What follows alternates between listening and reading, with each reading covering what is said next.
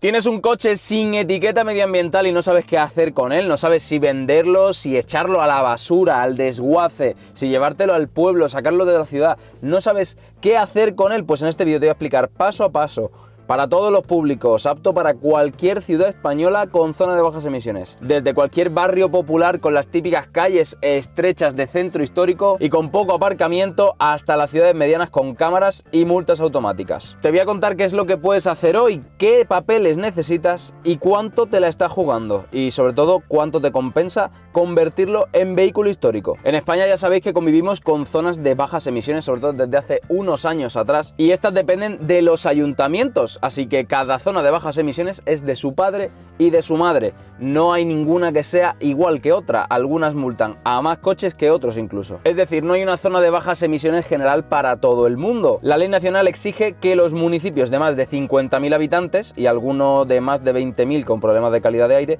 implanten una zona de bajas emisiones. Pero las reglas concretas, horarios, calles, cámaras, sanciones, cambian según la ciudad. Pero aquí no vamos a centrarnos en ninguna zona de bajas emisiones en concreto, directamente vamos a hablar y vamos a generalizar hablando de prácticamente todas y lo que más o menos hacen todas, así que la tuya seguro que está aquí dentro. ¿Qué significa sin etiqueta y por qué importa esto tanto? La pegatina ambiental de la DGT clasifica a los coches por su potencial contaminante. A grandes rasgos, sin etiqueta son los gasolinas anteriores a 2001, es decir, los Euro 3, y los diésel anteriores al 2006, los Euro 4. Suelen ser los más restringidos en las zonas de bajas emisiones. También están los coches que tienen etiqueta B, que son los gasolina a partir del 2001 y los diésel a partir del 2006, o los niveles euro equivalentes. Y también tenemos la etiqueta C, la eco y la cero, que son los niveles superiores o las tecnologías electrificadas o que tienen gas. Pero esto no lo decide cada ayuntamiento, esto viene de la mano de la DGT y luego la ciudad exige cómo usa esas etiquetas para restringir o permitir el paso. Y ya os aviso que mucha gente le dice a los coches sin etiqueta que tienen la etiqueta A, pero esto realmente es un invento que se dice por comodidad, para no decir sin etiqueta, directamente se dice etiqueta A.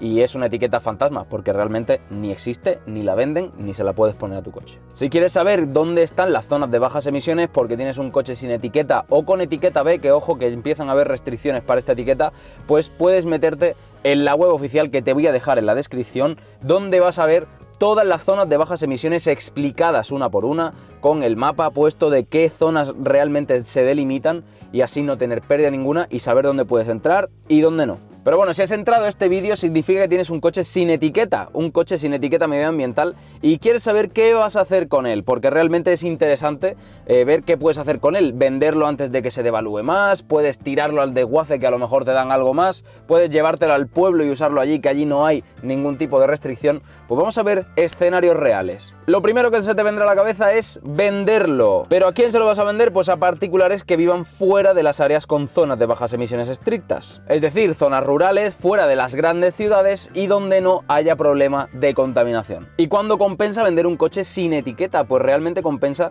cuando tu coche todavía tiene la ITV en vigor, cuando es un coche que realmente es utilizable y cuando no ha tenido muchos dueños. Otra opción es sacarlo de la ciudad o dejar de usarlo durante un tiempo, es decir, dejarlo guardadito. Si crees que tu zona de bajas emisiones cambiará con el tiempo, con más exenciones, horarios o permisos, puedes sacarlo a un garaje fuera de la zona de bajas emisiones o pedir una baja temporal en la DGT. Esto es útil si le tienes mucho cariño a tu coche y no te los quieres quitar de en medio, no los quieres ni vender, ni sacarlo de la ciudad, ni tampoco llevarlo al desguace. Y la última opción, nunca me gusta recomendar esta opción, pero hay que admitir que también es una de ellas, y es llevarlo al desguace. Si tu coche está ya muy tocado y sin mercado, llévalo a un desguace autorizado que tramitará la baja definitiva y te dará un justificante. Es lo más limpio si la zona de bajas emisiones ya te bloquea y no quieres líos. Y la gran duda, ¿hacerlo histórico me salvará? Pues ojo, porque un vehículo histórico se denominan a los coches de más de 30 años desde la primera matriculación o fabricación en el estado original, y se lo dan a coches que estén bien conservados y que ya no se fabriquen a día de hoy. Esto lo gestiona la comunidad autónoma y ahora se puede pedir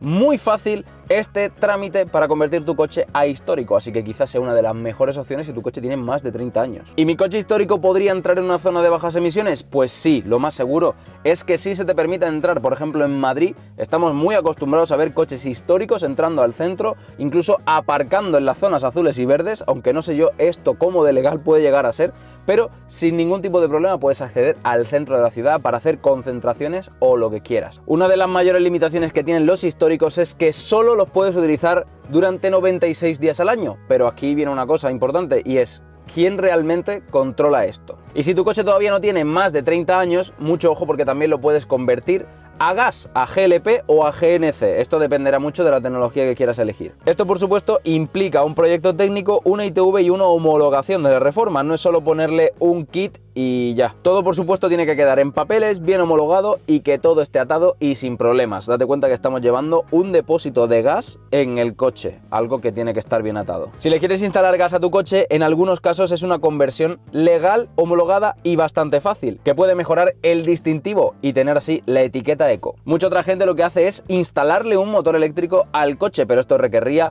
muchísimo conocimiento y una homologación demasiado cara. También las baterías son bastante caras para instalarlas en el coche y muchas veces los chasis son bastante difíciles de adaptar a estas tecnologías. Lo que más sale a cuenta es instalarle gas. Vas a bajar también el consumo, por lo tanto vas a bajar las emisiones y así vas a conseguir pues tu etiqueta eco, pero esto también vale algo de dinero. Y para ir cerrando, vamos con las preguntas que más se han repetido en los vídeos sobre las etiquetas. ¿Puedo entrar al centro X días al año con mi coche sin etiqueta? Pues algunas ciudades ofrecen algunos permisos especiales para algunos días de la semana o incluso días especiales, como por ejemplo Navidad, para poder acceder al centro con tu coche sin etiqueta, pero ya sabes que esto es muy raro y además esto depende de cada ayuntamiento, así que lo más normal es que te informes a través de la web de tu ayuntamiento. Entonces, si convierto mi coche a gas, ¿puedo tener la etiqueta eco sí o sí? Pues no siempre. Depende de la norma Euro, del año de tu coche y además de algunos criterios de la DGT. Consúltalo primero y después de la reforma veremos si tu coche pasa la norma de emisiones o no. Igualmente hay empresas que se dedican a hacer esto y ellos te dan esa seguridad. Si no tengo etiqueta, ¿puedo circular fuera de la ciudad? Pues seguramente sí.